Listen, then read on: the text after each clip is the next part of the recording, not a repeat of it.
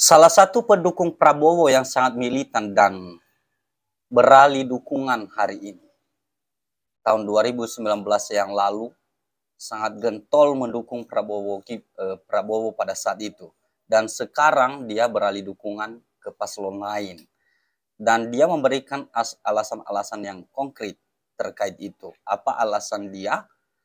Kenapa dia tidak memilih lagi Prabowo? Mari kita saksikan. Kita cek langsung videonya.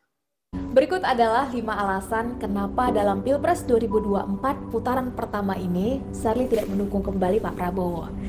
Alasan yang pertama, Pak Prabowo yang sekarang terlihat lebih banyak menunjukkan sisi kepribadian yang berbeda dari sebelumnya. Sebelum beliau masuk dan menikmati kekuasaan seperti sekarang. Beliau sekarang terkesan sangat pragmatis, jumawa, arogan, kasar, pendendam, mudah tersinggung atau emosional, dan tidak welcome pada kritik. Mungkin saja Sherly salah atas penilaian tersebut, tapi itu yang setidaknya sangat terlihat menonjol akhir-akhir ini. Padahal di alam demokrasi dan keterbukaan seperti sekarang, semua hal tadi tentu adalah sikap yang sangat tidak kita inginkan dan harapkan ada pada diri seorang pemimpin.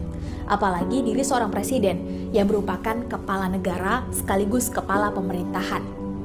Alasan yang kedua, beliau sekarang terlihat lebih fokus terhadap kekuasaan yang ingin diraihnya daripada menghargai proses untuk meraihnya. Kalau dulu saja beliau bisa melarang atau meminta pendukungnya untuk tidak melanjutkan demo yang konstitusional di depan Bawaslu dengan alasan demi kebaikan dan harus menang secara moral yang tinggi, lalu kenapa sekarang beliau seolah tetap memaksakan diri meminang cawapresnya yang sudah terbukti secara jelas proses lolosnya divonis melanggar kode etik berat dan kental dengan nepotisme. Bahkan sang pemutusnya saja diberi sanksi diberhentikan secara tidak hormat dari jabatannya sebagai ketua MK. Bukankah sebagai negarawan harus setia pada prinsip tujuan tidak boleh menghalalkan segala cara? Andai Mas Gibran bukan anak seorang presiden aktif yang memiliki begitu banyak kekuasaan dan kewenangan di belakangnya, seberapa yakin kita bahwa Pak Prabowo masih akan tetap ngotot meminangnya? Alasan yang ketiga, Pak Prabowo yang sekarang seperti kehilangan rasa percaya diri dan jati dirinya, sehingga terlihat jadi sangat bergantung pada Pak Jokowi. Ya, slogan dan ide besar yang dahulu selalu Pak Prabowo sampaikan, sekarang sudah terasa mulai banyak bertentangan dengan praktiknya. Slogan terkait kebocoran anggaran, keterbukaan, penguasaan ekonomi oleh asing, dan kemandirian bangsa yang dahulu sering kita dengar dari beliau, sekarang seolah berdiri dalam ruang hampa, terganti dengan puja-puji berlebihan Pak Prabowo terhadap Pak Jokowi beserta ide dan kinerjanya. Berdamai dan berbaikan dengan lawan tentu diharuskan, tapi mendadak memuji berlebihan hal-hal prinsipil dan mendasar yang dahulu sering dikritisi tentu adalah hal yang berbeda. Bukankah pengabdian tertinggi itu seharusnya pada kebaikan dan kebenaran, bukan pada kekuasaan dan atasan?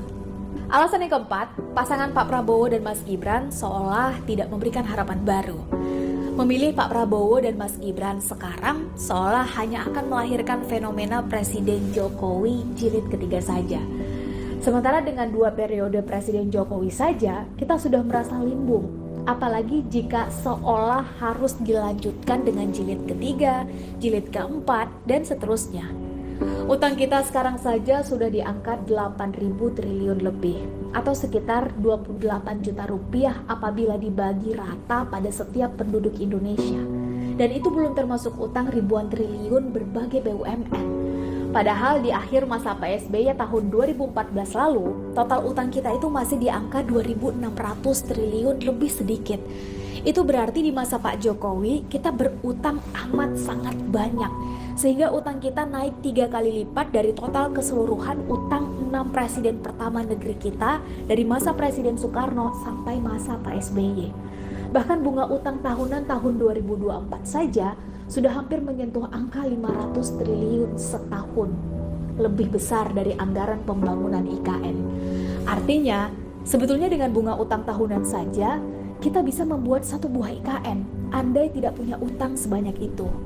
Silakan teman-teman cek langsung situs Kementerian Keuangan.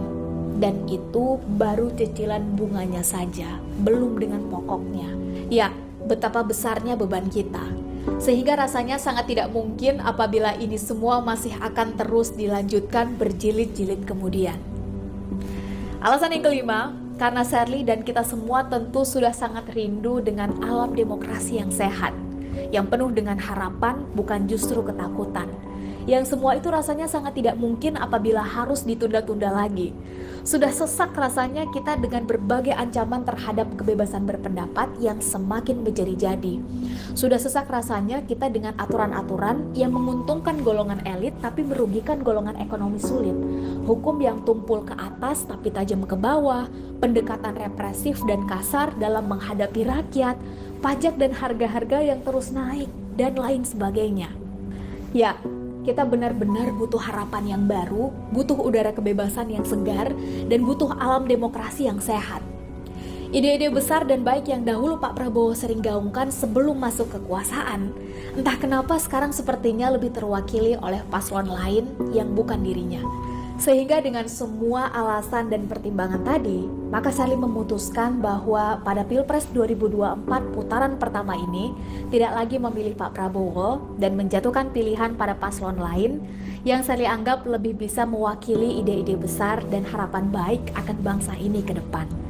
Dengan video penjelasan ini, Shirley berharap tidak ada lagi teman-teman simpatisan Pak Prabowo yang terus membuli dengan kata-kata kasar dan jorok lewat DM seperti yang terjadi sekarang. Kita dulu pernah sama-sama diperlakukan tidak menyenangkan seperti itu. Maka alangkah baiknya apabila kini kita tidak melakukan hal yang sama.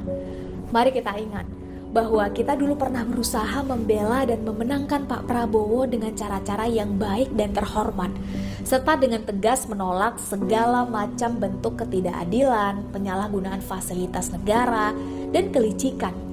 Jangan sampai sekarang melakukan cara yang dulu kita lawan dan tolak itu demi untuk membela dan memenangkannya. 14 Februari nanti harus jadi kemenangan kita semua, rakyat Indonesia. Terlepas dari apapun golongan dan status sosialnya. Bukan lagi jadi hari mereka-mereka yang selama ini abai dengan berbagai janji untuk mensejahterakan dan adil pada rakyatnya. Sekian video penjelasan ini Shirley sampaikan. Selamat menentukan pilihan untuk teman-teman semuanya. Indonesia harus kembali jaya. NKRI harga mati.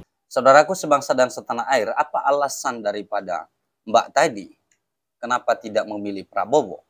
Menurut saya sangat jelas dan sangat mewakili alasan saya secara pribadi juga. Dan itu sangat masuk akal dan sangat logis pokoknya. Jadi itu memang yang kita rasakan dan kita buktikan dengan nyata hari ini. Apa yang terjadi memang bahwa alasan-alasan itu cukup memberikan alasan bagi kita untuk tidak memilih Prabowo Gibran. Kenapa? Karena dalam pemilihan kali ini, perubahan yang terjadi di dalam diri Prabowo itu begitu signifikan daripada tahun 2019 yang lalu. Dan yang paling menonjol sekali adalah ketika terjadi pelanggaran etik baik di MK-MK maupun di tingkat KPU sendiri. Nah, untuk itu teman-teman, mungkin teman-teman memiliki alasan sendiri juga kenapa tidak memilih Prabowo atau kenapa harus memilih Prabowo. Tapi itu bebas ya. Ya, kita memilih siapa saja, ya itu tergantung masing-masing kita. Tinggal hati nurani yang berbicara. Baik teman-teman, sampai di sini pertemuan kita. Saya Rizwa Ruhu dari Pulau Nias, pulau kecil tercinta di ujung Sumatera Utara. Salam NKRI.